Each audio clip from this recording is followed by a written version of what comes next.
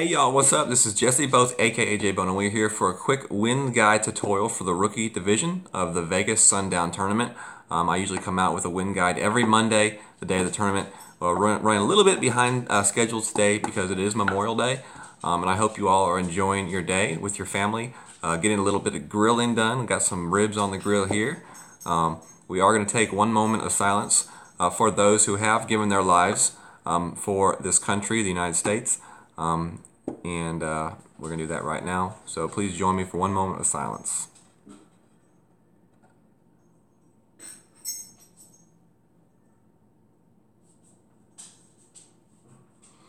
All right. And now we're going to start with our wind guide. We're going to start with hole number 1. Hole that we're all familiar with. We've seen it before in the past. From what we're going to do today is we're going to do it a little bit differently. I'm not going to give you an exact wind. I'm going to give you kind of like a somewhere between, kind of like they do on the golden shot, and we're going to do that this way because I have found that the winds change every time for each person, just a little bit, kind of like they do on the golden shot. Not in the direction, but in the strength of the wind. It seems to change depending on the person hitting. So from the rookie tee, you're going to be looking at a wind that's going to be blowing in tailwind at about the 1 o'clock-ish hour, and I would say anywhere from 3.5 to 6 miles an hour.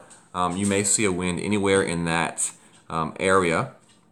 Of course, a higher wind would be better if you want to go to the right side with the big topper.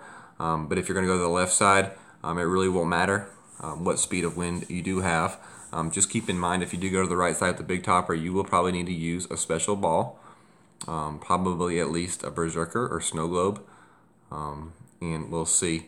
Possibly if you have one of the snowman balls, that will work as well, or one of those new balls that they are selling, those may work. So that is that shot right there. If you decide to go to the left-hand side, in this zone right here, you will be seeing a wind like this. Okay, kind of a right to left tailwind.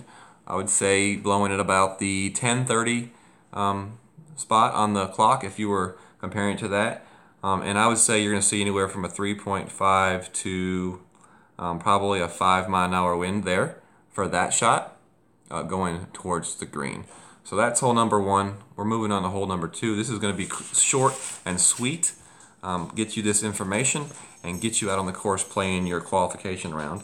Hole number 2 here, we're going to be looking at a wind blowing kind of a left to right, semi, just a tad bit of tailness to it. Not straight left to right, but definitely a decent wind for this hole for sure. And anywhere from probably 3 to 6 miles an hour, somewhere in there, I would guess, depending on the ball you use and the level of clubs you have. I do kind of think that the wind does vary depending on the level of clubs you have. I'm not 100% sure on that, but it's kind of just a hunch I have, and I could be wrong. I like the 2 top spin with the long iron on this shot, landing it here, bouncing it here, and either bouncing it in the rough or right on the edge of the fringe there. I like that shot for this hole. Hole number 3, par 5. This is a hole that we are all used to as well. And we're going to see definitely a tailwind, a left to right tailwind, anywhere from 2.5 to probably about 5 miles an hour you may see. This shot right here may be open, but you always do have the easy shot like right here with the quarterback, or if you want to try the extra mile and move it farther up here, you can also try to do that. But with those winds, you do probably have options going both ways depending on how risky you want to get on your shot. From this location right in here, you're going to see a wind blowing right to left tailwind, and anywhere from 3 to 5 miles an hour, somewhere in there. If you do get up in here, right here, you are going to have pretty much a straight tailwind, and I would say that's going to be somewhere around 3 to 4 miles an hour, somewhere in there for that shot right there if you do go for that skip shot off the fairway. All right, and that is that hole. Moving on, hole number 4. Hole number 4, off the tee box, we're going to be looking at a left to right tailwind, anywhere from 2.5 to 4.5 miles per hour, I would say, somewhere in that range. Keep in mind you have the shot off the rough here. This wind does set you up for a decent shot if you want to try, if you have a Guardian, you could try that shot right there. You could even try a rough bump from that location right there. If you have a long iron with some decent topspin on it, you could try that shot. But I do think a majority of people will still stick with the island shot. So that will make that shot interesting if you have a little bit higher of a wind. And I do recommend the backbone. Or if you take a power ball, you can definitely use the Saturn with a power ball on that shot. All right, here we go. Hole number 5 from the tee box. We are going to look at another left to right tailwind, and anywhere from 3 to 5 miles an hour, somewhere in there. If you do try to land your shot up in here, you are going to be looking at actually a left to right tailwind, somewhere in the 3 miles an hour area. And from the tee box, if you do have a level 5 extra mile or up, and you do want to use a power ball, the shot off the tee where you land it right here, and then roll it around the fairway onto the green is definitely going to be possible. It will require a perfect shot, and if you do mess up, you will probably end up in the rough or in this bunker, so you still have a fairly decent shot at the green. Another shot that is available is the shot right here, where you skip it here with full top and left spin and a good amount of left curl, where you can hit it and roll through this rough onto the fairway right here and give yourself a decent chip at the hole that way as well.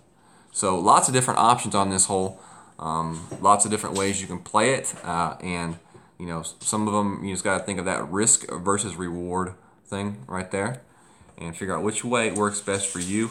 And some of those shots, especially that left shot, if you want to pull out a berserker ball, and if you do have access to a lot of those, then that will really make that shot a lot easier. You will be able to make that shot without having to overpower it. And that may be the best way at the for sure eagle on this hole, doing it that way with the berserker ball. So moving on to this hole, from the tee box, we're going to have a right to left tailwind again, and anywhere from 2.5 to probably 5-6 miles an hour, anywhere in there, depending on the ball that you're using. That makes a lot of difference right there. So with that tailwind, the shot up the middle may be available. If you decide to go over here, you will have a straight tailwind to the green, anywhere from 3 to 5 miles an hour there. If you do go over here to this shot, you will have a right to left, almost side tailwind, almost a side wind, and that will be around 3.8 miles an hour for that shot.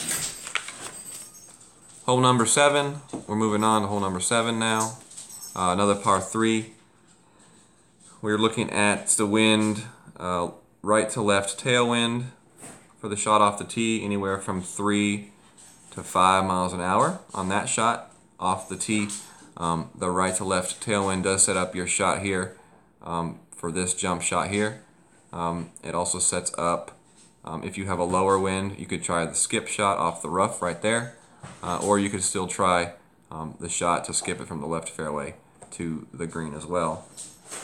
If you go from the left to the right fairway, I would definitely use full backspin and 2 to 3 bars of right spin, and do make sure to adjust for the wind a little bit extra because this is a downhill shot.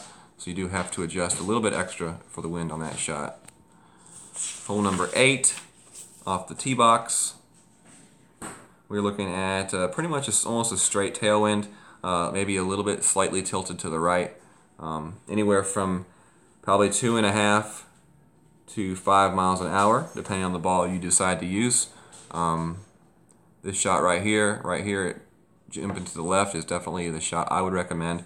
If you decide to go to the right-hand side and you line right in here, you will have a left to right kind of a side wind at 3.1 miles an hour, somewhere in there. So probably anywhere from 3 to 5 miles an hour on that shot. And we're moving on to hole number 9. This is our final hole. On the tee box, you're going to have a pretty good straight, slightly tilted to the right tailwind. Anywhere from 3 to 5 miles an hour on that shot off the tee box. From this location right here, we're going to have another straight tailwind, which is good for your second shot to make the jump over the rough, anywhere from probably 2 to 3 miles an hour from there. If the third shot is from up here, you will have kind of a slight left to right tailwind, anywhere from 4, I would say, to 5 miles an hour on that shot up there. Okay, so definitely some very favorable winds on hole 9 for your shot. If you are playing with an upper level club and you do have Berserker, you could possibly try to blast this shot off the tee box, land it up here, and bounce up here towards this sand bunker. And then from there you will have a second shot chance of maybe getting to the green in 2, but it will be tough. So not a shot I've tried, but a shot that I definitely could see being possible. So anyways, that is going to be it for the 9 holes of the Vegas Sundown tournament, and this has been the Rookie Wind Guide. Hope you all enjoyed it. Hope you all write this information down and make use of it to improve your tournament rounds. So y'all take care and good luck.